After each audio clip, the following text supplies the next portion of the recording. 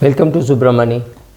A very funny question, but if suppose God were to give you 7.5 crores, I'll tell you why 7.5 crores. And I'm not talking about time value of money. I'm assuming 7.5 crores today or 7.5 crores after 30 years. Adjust it for time value if you want to.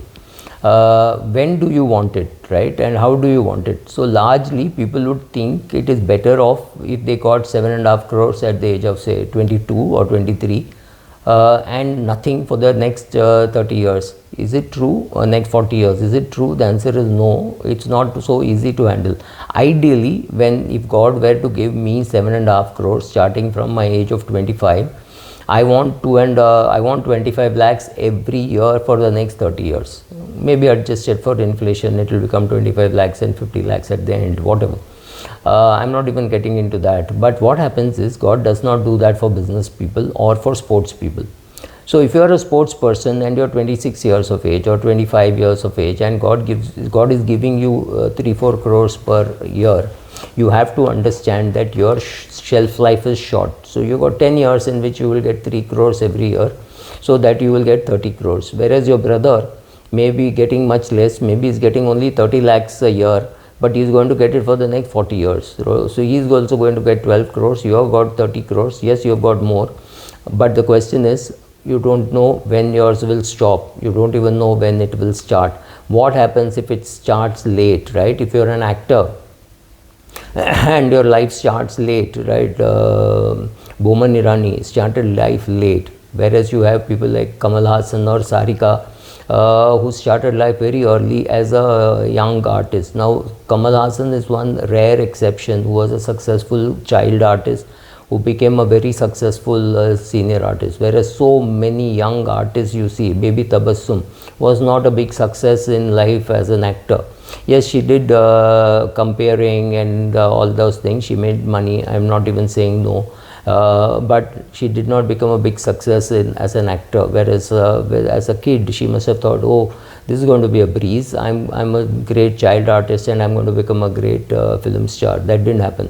Many kids of famous parents in the film industry are big flops. They did not make that kind of money. The question is, when you get a huge amount of success at a very young age, will you be able to manage not getting success for maybe 10 more years? Suppose you gave a great hit at the age of 22 and it was a super duper hit and you made a lot of money, and your next hit happened at 32.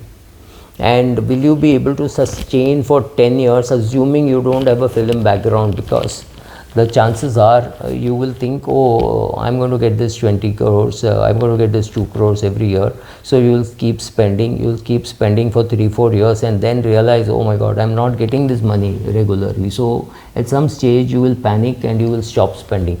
Can you really stop spending on your health? Can you stop spending on your gym instructor, on your dietitian? Answer is no. So what do? Then you start doubting whether you really got this kind of money, what you did with it. And chances are, if you're not from the film background and you think that this kind of success is going to happen every year, you blow that money and maybe by 27, 28 you have run out of money.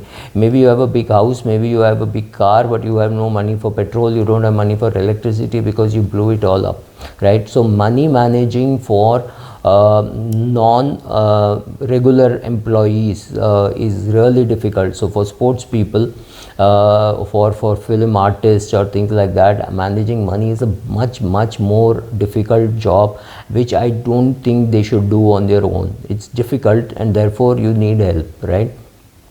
So assuming for a minute that Sachin Tendulkar and Vinod Kambli came to me at the same time and I gave the same advice, it would have been ruinous for Vinod Kambli, who after 3-4 years could not have been able to pay those premiums or pay for those EMIs. Let us say both of them bought a house with a big loan saying, oh, every year we are anyway going to earn money. It was true for Sachin for a very long time, but it was not true for Vinod Kambli, right?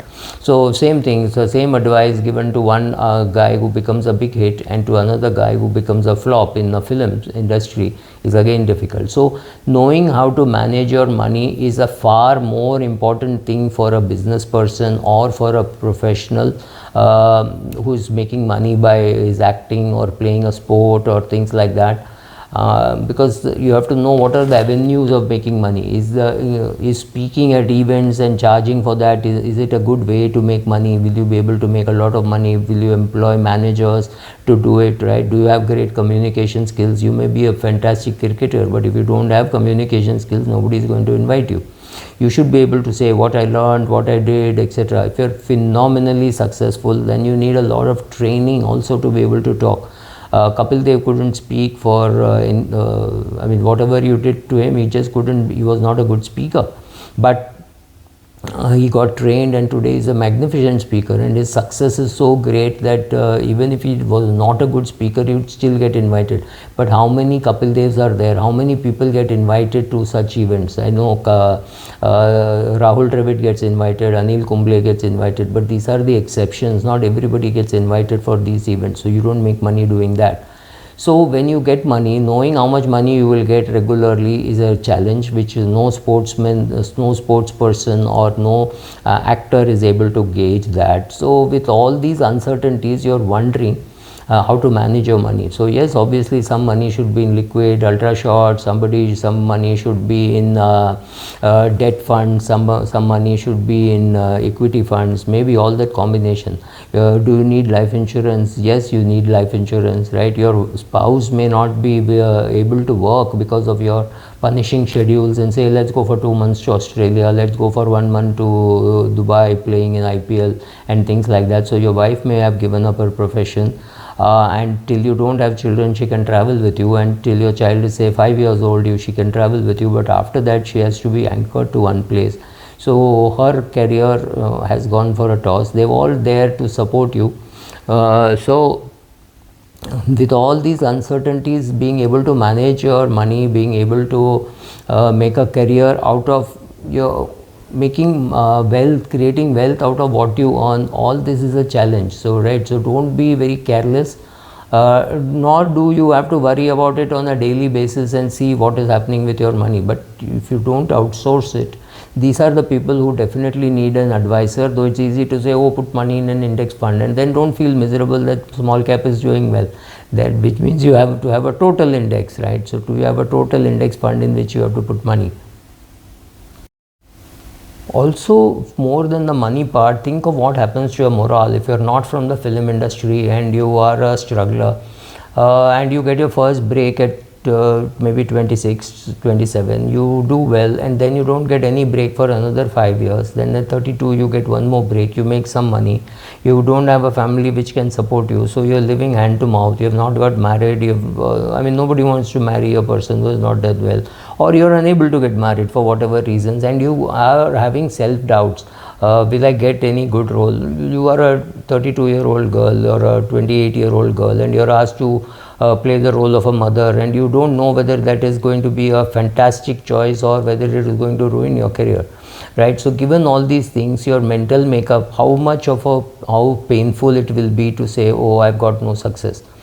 And suppose your first break is not even at 26, suppose the first break is at 32, 33, right? Then it becomes even more difficult.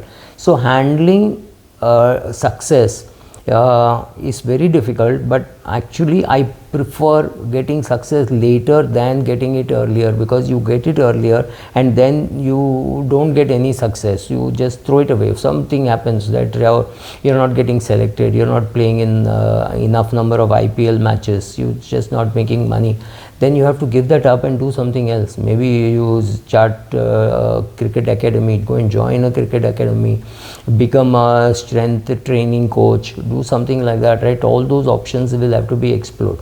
But if you get your success in films afterwards at 40 or 45, you may have yourself lost confidence, saying that you can do something in life, because 20 years you've been trying and you did not get a chance.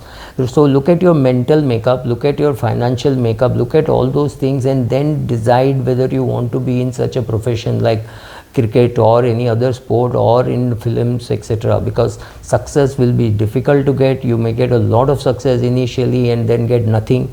Or you may get all your success much later, like in the film industry. What happens if you're extremely successful from 45 to 75, right? Great. Does it feel great? No, because by 45 you've lost all your friends, you don't know what to do with life, you didn't have the guts to get married, so you're a bachelor, so now you're 75, you have a lot of money but you have nobody to share it with, right? All these things happen. Be careful. Seek the help of a mental health professional. It is very important, especially in aggressive sports and in film industry, right? So you will go through all these hassles, so you don't want to include managing money management along with this. So be careful about the choices that you make. Thank you.